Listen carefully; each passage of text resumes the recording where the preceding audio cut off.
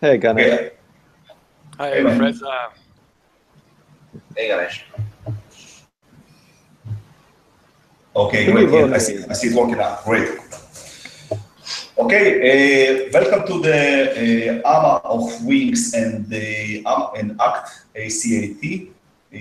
We are the Wings platform. We are have a pleasure to welcome Fraser Brown and Ganesh Young.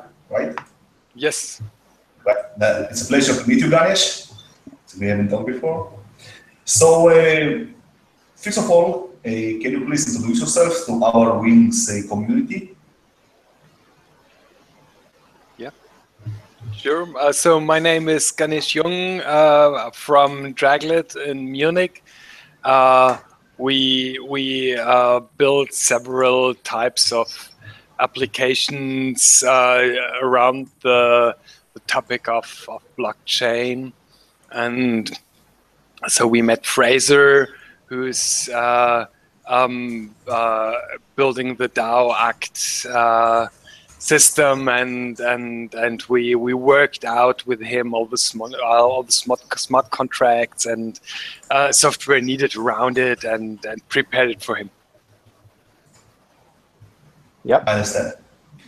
And Fraser, can you give a bit of background about yourself to our Sure. community? Sure. Yep. And I've been working on the ACT project since sort of last year.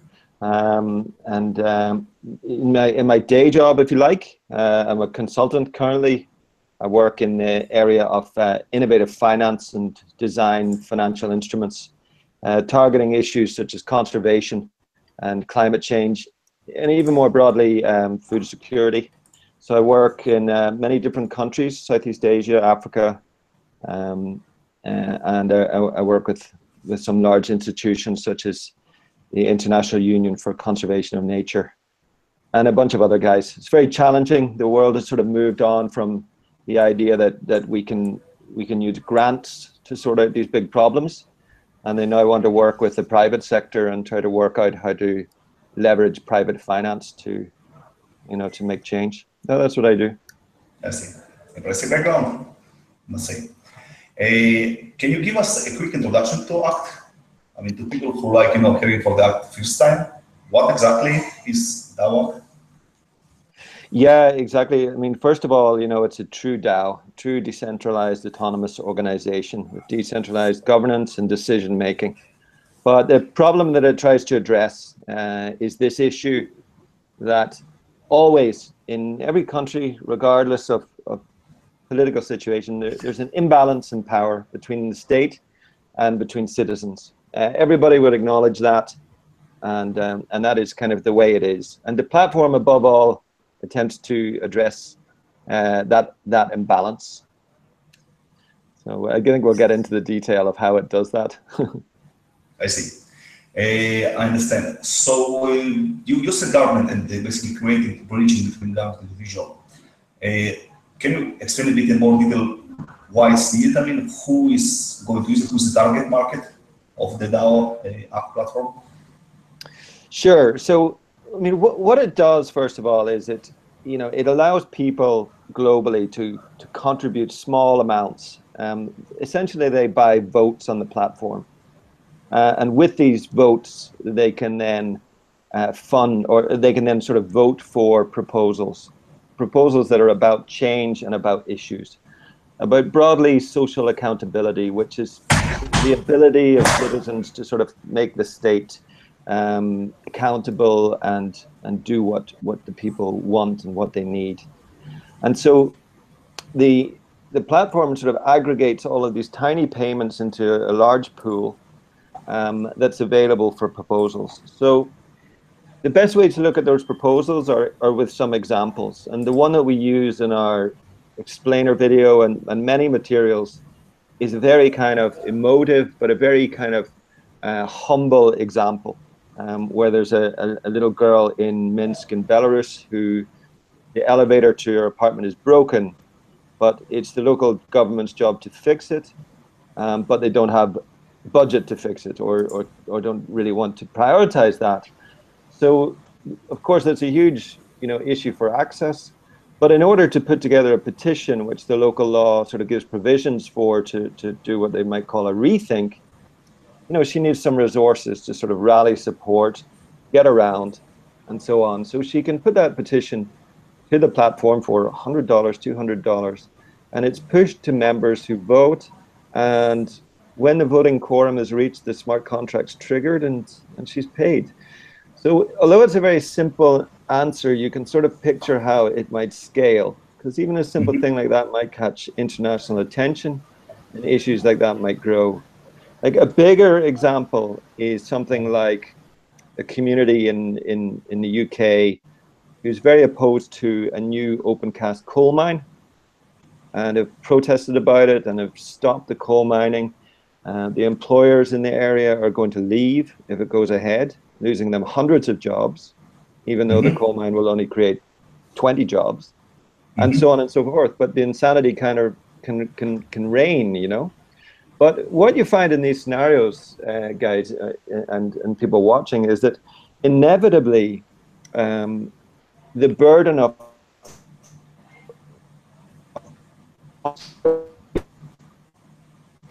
I think we lost your connection there, Fraser. Yeah, it seems disconnected. Yeah, same for me, Fraser. You should repeat the last part. Okay. So rather than these people, applying for a grant which might take 8 months and everything fizzles out in the meantime, they're able to use the platform to petition the members of the platform to say, look, this is what we're doing. Do you want to give us resources? And a phrase I often use is that it can fund change and proposals at any speed and at any scale, which I think is quite exciting. I've read about the use case with the little girl and the coal. Are these fictional or are these real use cases in the white paper? They're both real. They're both real.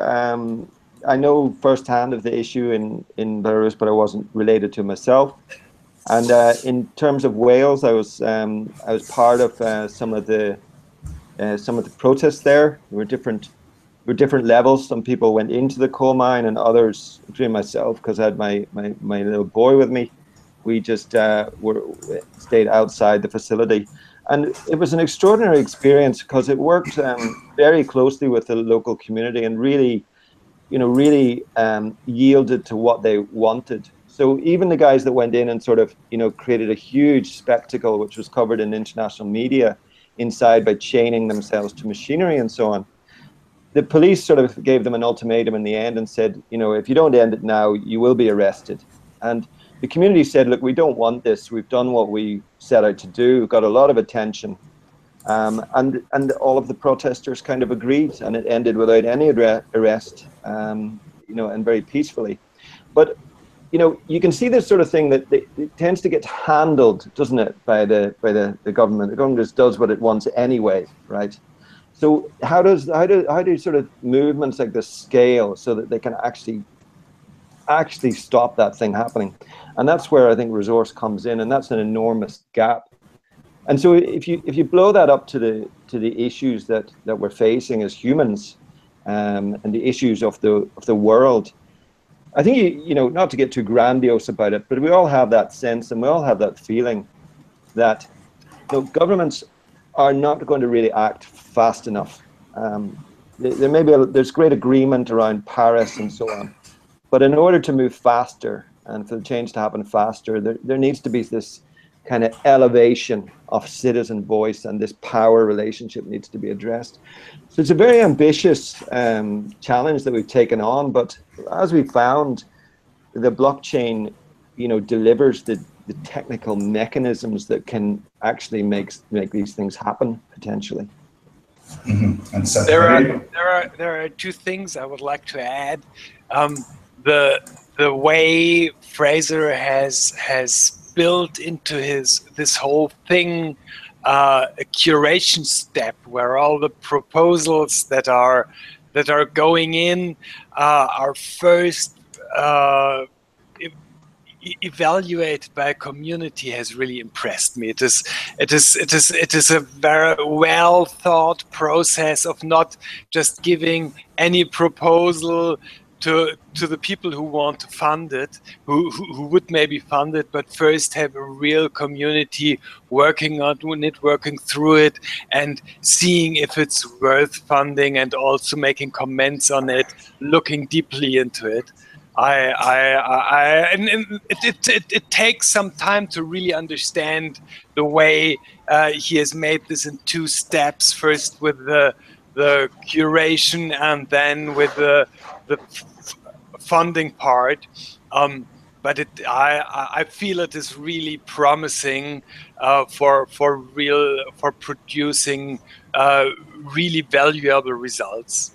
And the second part is the funding itself may be something that, at least in less free countries, may be something that the government doesn't even like. And here we have this decentralized smart contract that it happens upon, and that has no central place where it can be stopped. And these 2 things together, they give this whole idea real value. I understand. Very, very interesting. And since that you guys put a lot of thought on this and making, it's a bit kind of reminds me of Wings, where, we had to explain a lot of times to people how it actually going to work, how it actually will function. This all multi-stage of, valuation, forecasting, and for funding, and it also takes people a lot of time until they start to get it. So I think only, after people dig in and read your white paper, your materials, they actually understand what kind of potential is in DAO. Fraser or Ganesh, let's dream a bit. Let's see what you guys see will happen once you launch your platform in, say, in 2, 3, 4, 5 years. What impact do you think Act will have on the world? Yeah. Well, my view on that is that two things are going to happen that people don't really, that many people don't really see, and that's up to us, kind of as involved in this space, to kind of predict what we think will happen. One is that many people in the world will have tokens or coins, with digital assets, maybe in small amounts. Maybe it's curators from Steemit, maybe it's people who are involved in bounty programs. But the idea that people won't have a small amount to buy, some votes and participate on this platform, that idea is sort of going to go away, in the same way that the idea that people won't have access to 3G or internet went away. I'm absolutely sure of it. The second thing is the issues themselves. And when you think in terms of 5 years, one of the interviews today that we had, the guy, mentioned how struck he was by the great block of ice that broke off the ice shelf. So the issues that are threatening us, are going to really bite down, with unpredictable weather and problems that come up. So they'll go, people's hearts and minds, they'll become much more real, and people will be looking, for a way, for a solution and a way to engage. So I think that it will expand, very fast in the pace of 5 years.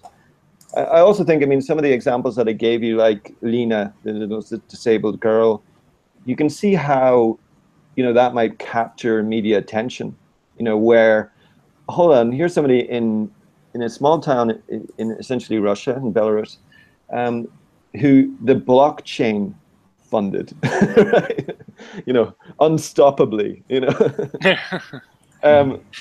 you can see how that was sort of, the word will soon spread, So, yeah, I'm excited about the growth trajectory of it. And what's interesting from the participants in the crowd sale and the token and the model of it is that there's a sort of solid, almost like real world revenue model, where the platform is receiving these amounts for votes, and that equates to money. That is ether. And 15% of that is pushed to this curation engine that Ganesh talked about, which is potentially a great deal of money. And the only way for people to access those rewards is by buying the ACT token and converting it to the counterpart action vesting token. So you can see how, the value of the token would appreciate not just with a sort of theoretical Metcalfe idea of the size of the network, but it actually appreciates with the scale of the revenues of the platform. I understand. Yeah. Interesting. It's very good, very long term and very grand view. I think it can be one of this, things that change how we fund and how we count the costs and how we make things happen. And taking care of ourselves instead of the government and relying more on the community. Can you tell us a bit of background information about your team and your team members? Yeah, jump in there, Ganesh, on the Draglet side. Maybe I'll just introduce. We were working with Ganesh and his team, and we had a great kind of kickoff. Ganesh, you'll remember it, where this guy. Well, I sort of appeared and said, "Look, I have these ideas, and well, what? We need a project, we need a scope." And I said, "No, I want to turn up, and I want to work with you on the whiteboard." And of course, this is very rare for a software company, to agree to such a kind of ad hoc, thing. But that's exactly what we did, and we sort of ended up spending, the guts of 10 days, I think, on and off, in and out of the office, in the scoping phase. So I'd let Ganesh introduce the team on the Draglet side. Let me jump in again. Actually, sorry, Ganesh, hogging the airways. Go. But in some ways, okay, now you again have a problem with your connection. From here, you should repeat everything you said. So much resource. Fraser, you should repeat the last minute. Okay, can you hear me now? Yes. Yeah. There's some weather here which affects them. There's so much sort of resources materialized for the crypto space that, I think if we were working with sort of in-house developers, there would be a risk at the very early stage of the project that those guys or girls would get headhunted, by projects with a lot more money. So it's really reassuring for us to be sort of working with a company such as Draglet, because that won't happen, But Yeah, anyway, over to you. I'll jump in the middle for a second here. Can you guys expand on the exact type of relationship? Is this a partnership? Is this what exactly is the relationship between Draglet and Act? Draglet is a software provider, and we get paid. You can see in the offer that we've made for Fraser for the DAO Act platform is public, and Fraser has published this in his materials. Maybe it makes sense to add a link here, Fraser, to this conversation so people can look it up. And this was the start of our relationship. Fraser called me and said, "Okay, I need a software." I said, "Okay, let's talk about what you need." And then he wanted to really in place work together on the code with our developers, and this is normally something we really don't do.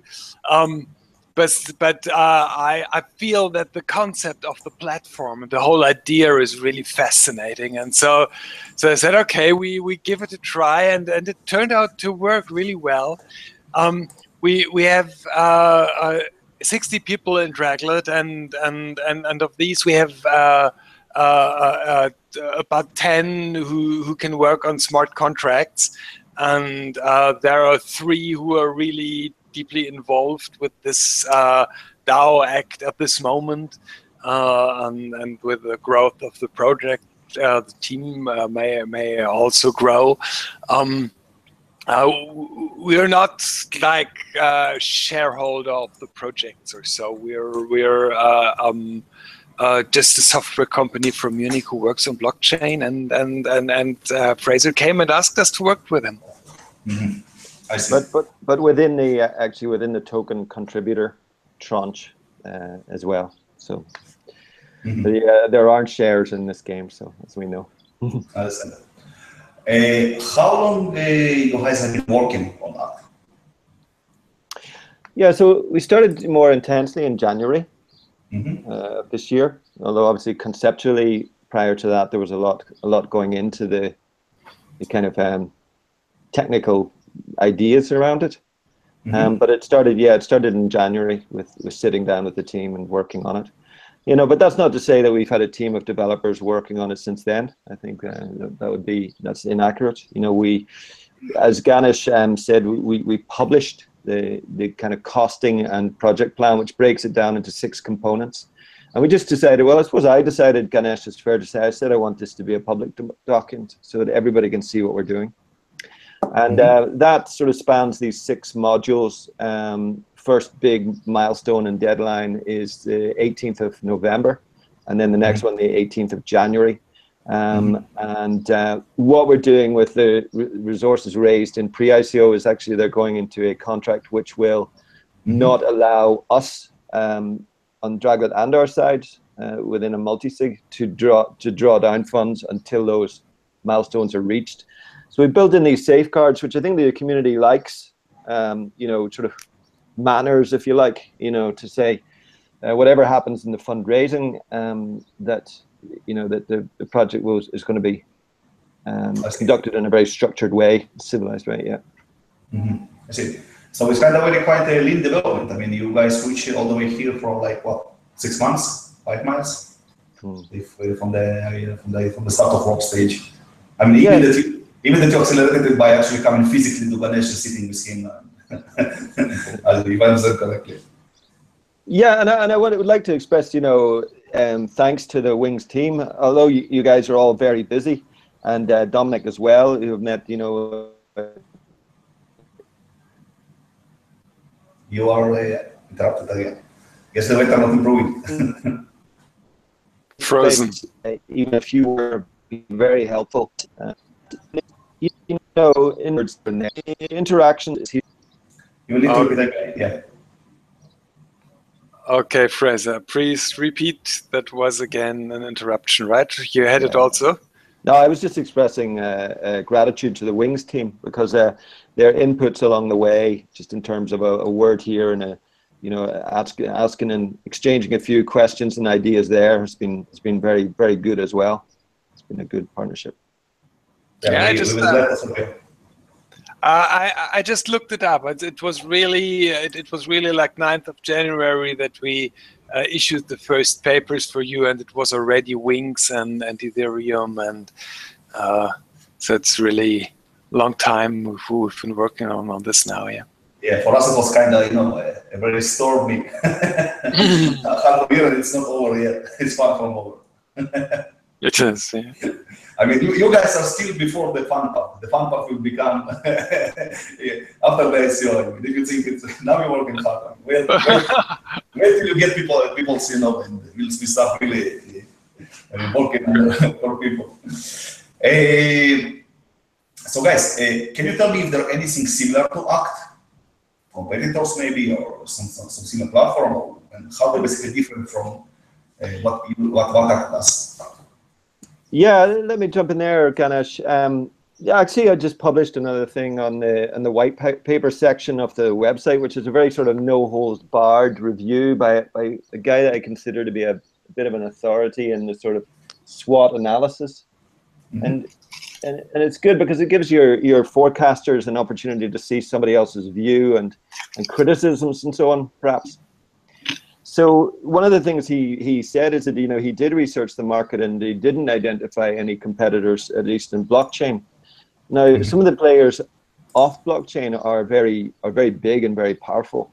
Some of them have over 100 million people on their platform, signing petitions and so on and so forth.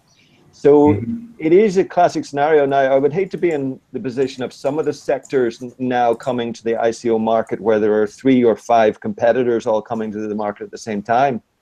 We're not in that place at all. So, yeah, I'm pleased with the pace. I think the Draglet team are going to ramp up resource very fast because we need to build on our first mover advantage.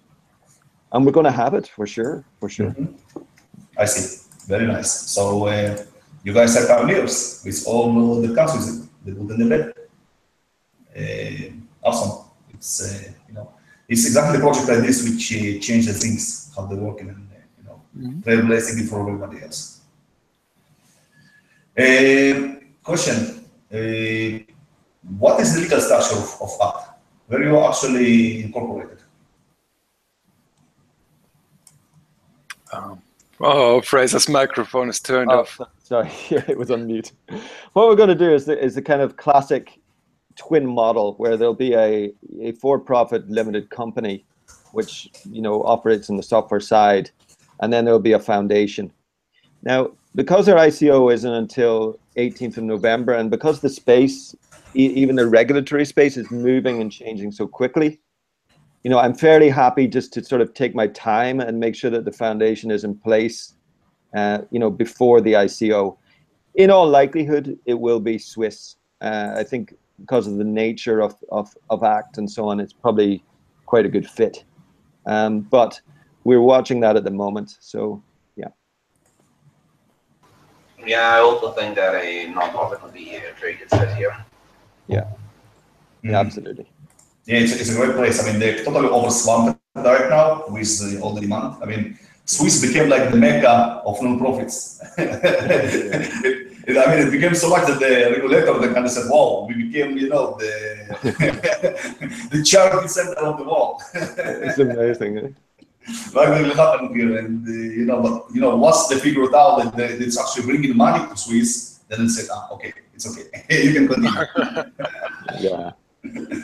A question which I actually wanted to ask, do you guys have already or plan to have soon any prototype of your tech, something that the Wings forecasters can touch, and if not, when it can be available? There he is again. You're breaking again, Fraser.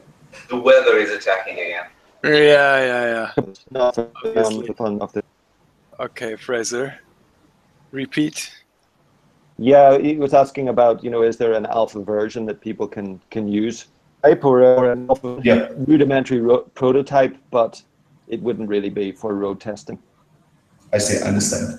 Well, do you expect any technological challenges? Maybe it's a question to Ganesh, anything which is the platform. I mean, we, for example, we already cut our teeth a bit about on the Ethereum, which unfortunately, it's not like, the 100% rating platform, still has quirks and stuff. So I actually want to ask you, Ganesh, if you expect any kind of major technical challenges with that, and how you guys are planning to take the forward. I mean, the biggest technical challenge here is that we need a mobile app so that people can vote.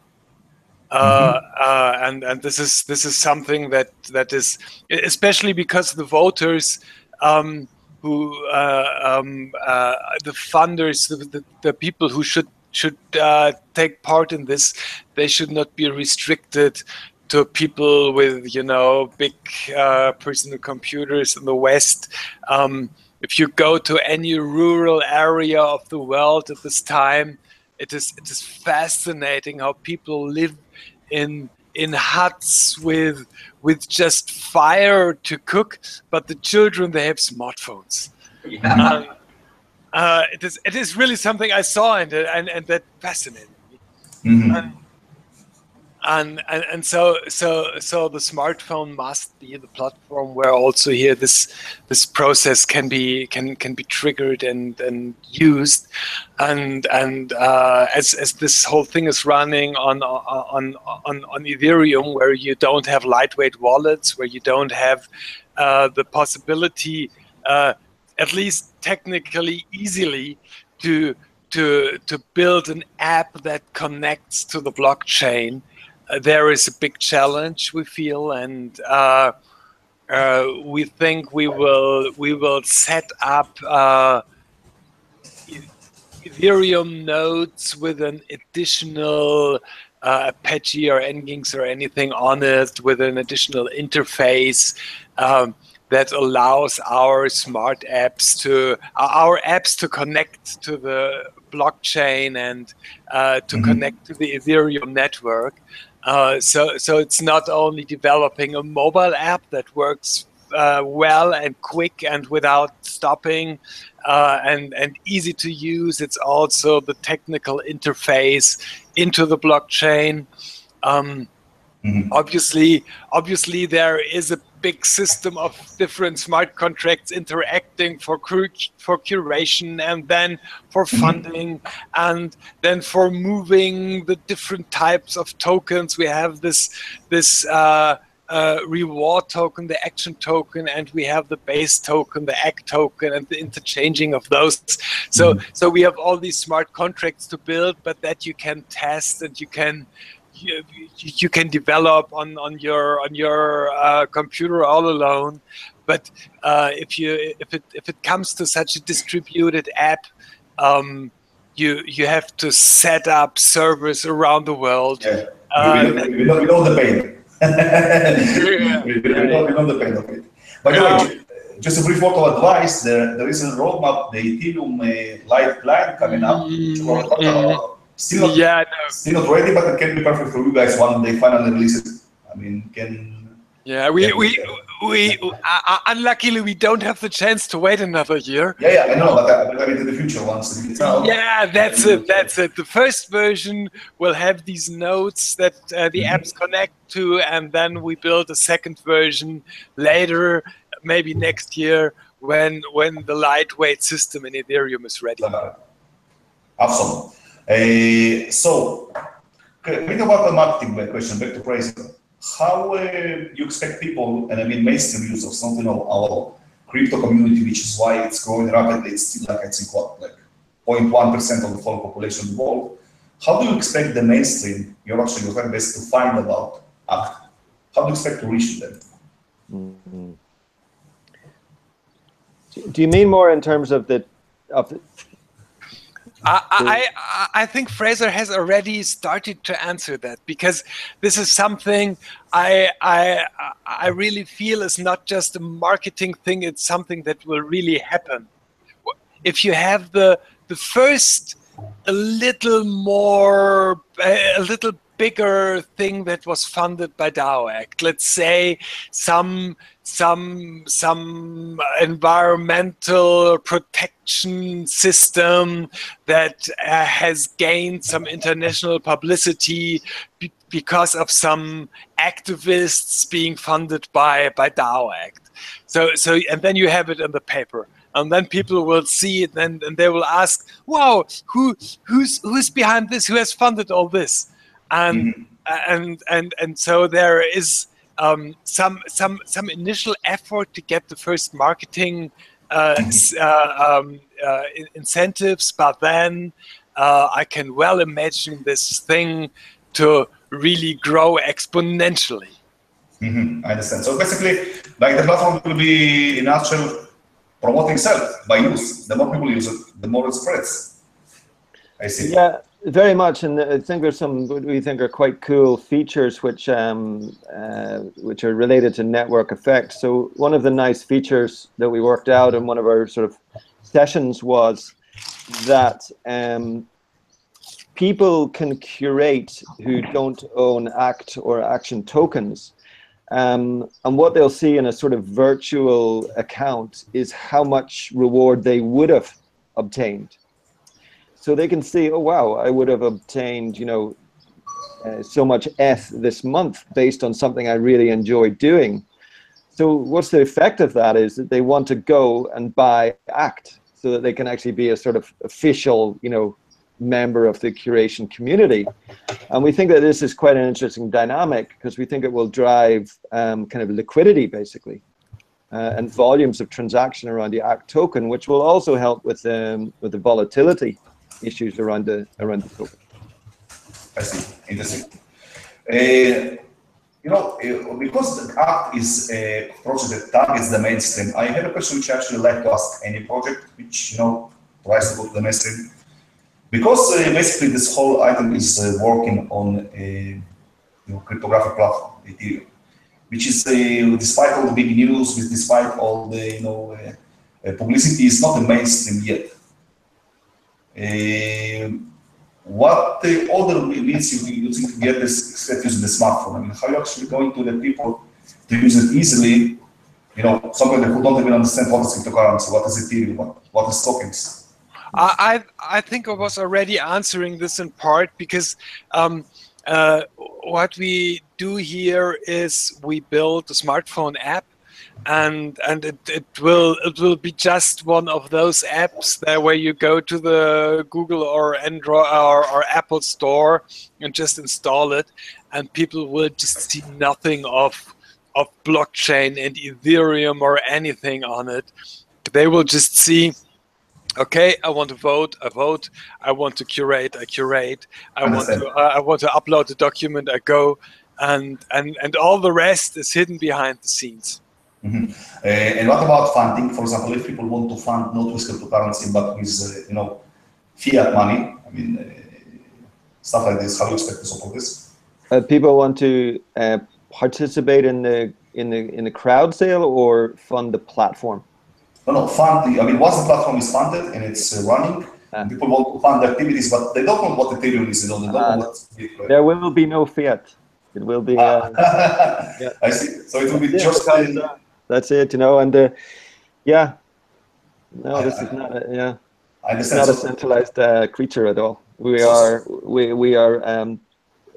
banking on the future and our prediction of what it looks like, I think. I understand. So people will have to acquire those tokens and then participate with them. Well, it's a good news for the future SEO participants, Yeah. Great. A question which I had after reading the white paper. If ACT performs as a vote rate, I mean, each ACT is a vote rate. So what stops from highly voted individual, which just grabbed lots of ACT, or even government, which wants to somehow sabotage the effort to purchase enough ACT, and then just started to promote or block, their own agenda and purposes. Basically, just by being a bit similar to 51 attack, the mythical 51 attack in the Bitcoin world. How exactly you guys plan to avoid this, or at least help avoiding this? Okay, I think you are stuck again. Oh, you're back. No, I'm back. Sorry, it's sort of intermittent, isn't it? But we'll get there. Look, I think we've got a good answer to that, honestly, Stat. I mean, let's get into it. But, you can't participate in the curation platform unless you convert your ACT token to action, and that's a vesting token. You can't get back out of it straight away. You can only get back out of it after a year at monthly intervals. Okay. The second thing is that the curation rewards aren't just distributed on the basis of how much action you're holding. In fact, it's quite a minority factor. They're based largely on your curation effort. So similar to Steemit, where if you post a long comment and that has 50 other people comment on it, then the mechanism determines that must have been a high value comment, and so on and so forth. Also similar, taking inspiration from what Wings did, the early stage of people engaging with a proposal, and the other factors. I mean, perhaps in the future, even marketing factors.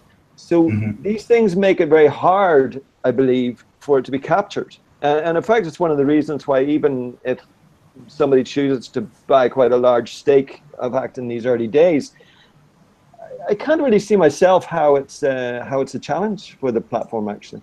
I understand. Great. You guys basically plan to run a ACT on top of Ethereum, right?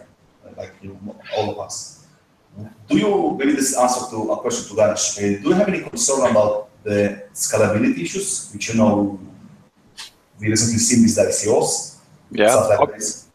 Obviously, as I explained before about the nodes that we will have to dispatch to allow the apps to connect to it. The more people use the app, the more people connect to our nodes, the more nodes we must dispatch around the world. So obviously we must scale up on the hardware side if we see the system growing. Actually, the blockchain scalability, which you see that Ethereum becomes a lot of overload of these transactions, And when you see the latest SEOs like Banco, status, it completely becomes stuck. You cannot send anything, you cannot read anything. So this is a real problem concern which we're having, for example, when there's some ICO, it's very hard for people to participate in forecasting, unlocking their tokens with ground claims. So I wondered how you guys, what you sort of thinking, what your opinion about this, and what you're thinking about, preparing and solving this in your application in the future. You're talking about the scaling of the blockchain for usage in DAO Act, or scaling of sure. I mean, we're now like 4 months away from the ICO, and we believe that the Ethereum guys, they also see the issue, and they're working on their scaling solutions. And the good thing about the Ethereum community compared to the Bitcoin community is they're much closer together. They have the chance of scaling up, of finding new solutions. And so we really, obviously it depends on them developing the ability to scale. I think this is a concern that every single project that runs on top of Ethereum has, and just like Ganesh said, I think that we're all hoping that the Ethereum team will solve this and will save this. And we say our evening prayers to Vitalik. Not go around by truck or something. Like remember, like those people in 4chan who fake it, about his untimely demise and the price of Ethereum like dropped 4 million down immediately. It's crazy stuff. Can you please explain to our community a bit about your funding rounds? How you actually structuring them, the funding rounds? Yeah, gladly. Look, what we saw happening with ICOs were, a number of innovations and a number. Oh, Fraser. Bad weather in Ireland. It wouldn't happen on Ethereum. You had token distributed things people know about. Yeah, but then you had pre-ICO, and then co-founded, did something very interesting. Fraser, do you hear me? Yeah, I hear you, yeah. Am I back? Yeah, you're back. Yeah, now you're back, and you restart your answer, please. So what we saw is a number of innovations around funding and ICOs. Of course, people know about the ICO, but then pre-ICOs, some people know about as well. But then there were innovations such as co-founded, where they did a pre-release access, which was then, of course, they reached their funding cap and didn't need to do an ICO. So we just looked at our sort of funding targets and what we need to do and said, the obvious thing to do is to start with the pre-ICO, and then what we should do is roll into a pre-release access phase, and then roll into the ICO. And maybe the ICO won't be needed, you see? But why would we stop and start, and why stop and start? And then we built on top of that a kind of cascading incentive structure. So the very first participants on the 18th of July would secure a 10x bonus, which means if put in $1,000, it's the same as somebody putting in $10,000 at the ICO. And then it scales down to 5x, 2.5x, and 2x, and so on. One of the things about the approach we've taken is that people ask, what's the price of one ACT token? And because of our approach, we can't answer that, because we haven't created a pool which we're selling. We're going to sell 80%, the rest is for contributors and so on. But we're going to give it 80% away, so the price of one ACT is the total sum raised divided by 8 billion ACTs. So we don't have that number right now, right? So that makes it a little different, and it means that people have to sort of, do the math and sort of get their head around what we're doing. But certainly the bonuses in the early stage we think are very attractive, and will we hope attract lots of people and many people. Understand. Interesting. Have you ever planned how you plan to use it? I mean, do you have any public plans how the funds will be used? Yeah, again, we've published all of it. I mean, the main one is the development plan and costings from Draglet. I mean, more broadly than that, the figures are quite broad stroke, and we're putting a lot of thought into how to scale a platform. You know, ideas abound. Like, you know, one way you could do is kind of, if somebody buys tokens, we could use some of the money raised to double their tokens. But there are maybe more innovative ways, you see, to do this. We could put a sort of pot together in an alpha stage, which funds projects in order to get publicity.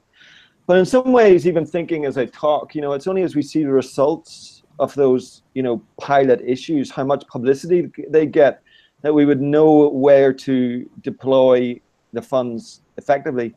And also you have to keep in mind this really important point that which is we, all of us who have been in business for a long time, and you know, we know that these things take twice as long as we hope, if not 3 times.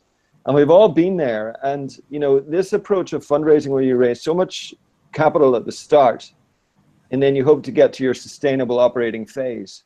You know, certainly my approach is going into that saying, that's going to take me 3 times as long as I thought it would. Okay. And that means you need to bootstrap like from the get-go, and be very conservative about what you do with the funds. Yeah. Understand. Interesting. Good part. And I totally agree with you. I mean, we're working on the frontier of a new tech, which has a lot of, you know, unknown stuff, and not only technology, business, economy model, adoption, marketing, you know, you name it. And I mean, pretty much every project now finds out that it will take them more time than use it, and but again, transparency is the key here. Sharing what the funds are planned for, what they're given for, is the right to do this. A question about which when we see your community, we see that you have a pretty lively community. How many people you think there are already in our community, and how do you plan to scale it for the next year, expanding your community of early adopters for Axios?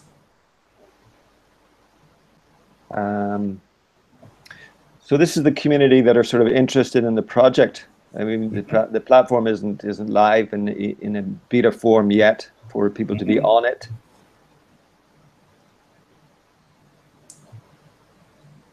I think he's gone again. And once until the weather at Fraser's gets better, I'm gonna answer the scaling part on the technical side.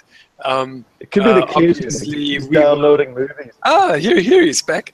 No, so on the technical side, we will put all the resources in that are needed for the project, and we do have the people who can work on it. If it's 5 developers, or if we put in some testers and some project managers, and so we can scale it up to 10 or 20 developers if it's needed. And so on the community side, I mean, what we've seen, we did this great questionnaire where people could earn 1,000 ACT tokens for answering the questions, and in the process they learn about the project, and nearly 3,000 people have done it in the past 10 days, which is quite staggering. I mean, from any marketing perspective. Our Twitter accounts were all fairly new. It's just gone over 1,000. You know, our newsletter has just soared over 1,000. All of this is within 5 or 6 days. Again, all the platforms like Slack and Telegram are up beyond, I think, 250 or so now. So yeah, it's very exciting growth, and that's going to continue for a while.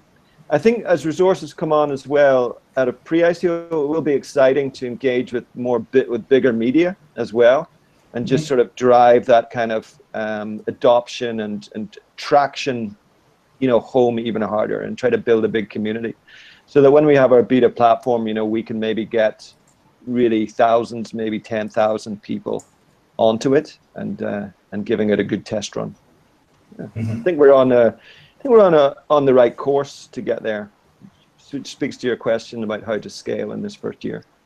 Understand. Okay. Quite a large community for a project that's been running for a relatively short time publicly. Yeah, so I think that's, you guys have done a very good job there. The questionnaire was one of the most encouraging things, because there was a sort of throwaway question at the end of it which said, you know, any words for us? and without fail, those people that did it, you know, expressed, you know, support. I copied and pasted 2,500 positive feedbacks. I didn't even look for negative because there were none. I just copied them, pasted them into a Medium post and clicked publish, you know, and said to people, you know, if you want cheered up, just go to this page and have a read. There is hope. It's good. I see. Great. I did. Can go on? Go ahead. Yeah, but you want to say something? Oh, I was just adding that I did the questionnaire. I also received this mail because I'm on the list, and it was just well made. Also, it is something. If you see material done by Fraser, it is always very exact, very correct, and also fun. And this will be part of the reason to make this a success, because you really get professional documents, professional wordings, so yeah, I did the questionnaire, and it was something to finish, although it was not. It took some time. Mm-hmm. I understand. Great. By the way, it's good that we focus on you, Ganesh, because the next question to you. Who has done the audit of the pre-ICO smart contract? Oh, no, it's not a question for me, because we have built the smart contract, so obviously we don't audit it at the same time, but we've just built it and given it to Fraser, and Fraser had external auditors to do that. I see. So Fraser, you say it. So as to the who, what we're going to do is we kind of reached terms with a team based in London today. I can't say who because we haven't finalized the business arrangement. And we've talked to all of the household names around this, and we're quite happy with the way this relationship is developing. And this is specifically for the Wing smart contract, and will be a relief to your forecasters that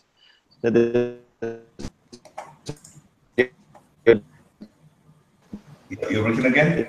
The snow Fraser. You lost me again. Yeah, we lost you. Yeah. So the report will be published for people to see. Understand. In time. Yeah, in time. It's great. It's a good idea to make some kind of PR, joint PR, to show people who exactly the teams, and to make them assurance that a good team has reviewed the contracts and put their stamp of approval on the quality. Yeah, the projects that these guys have worked with would be very well known. And again, not to name names, but I see. Okay. Yeah. Okay. Question from our community already. Why you have decided to use Wings for discovery and social promotion? Oh, sorry. Yeah, to use Wings, gosh, it's an absolute no-brainer. I mean, the model is kind of genius, and so right for the time. I mean, this is what. Not blow my trumpet, but again, I recognize this so long ago. Even with your videos, I think you were in on the West Coast, with this sort of, dare I say, crappy video. You were kind of, it was just this video, but you were presenting this very early version, and I said, these guys are exactly right, and so. Yeah, so from the earliest stage, and then of course there's been milestones along the way, and we published a joint press release, and the president Boris Pobod, made a really nice quote about the project, and we published that some months ago. And I think then we were kind of off, and obviously your community itself, I think it's a no-brainer to have so many hundreds of people whose incentive is tied to being accurate and to doing due diligence, and who have a great level of expertise in the sector. For them to be poring over the materials and and putting their prediction down is just great. I think it does the legwork for all of the people out there who would want to participate. Hopefully not, you know, gambling with money that they don't have. This is not what we want. The ICO thing, I firmly believe, is about the many contributing a smaller amount, and I hope that's what we see.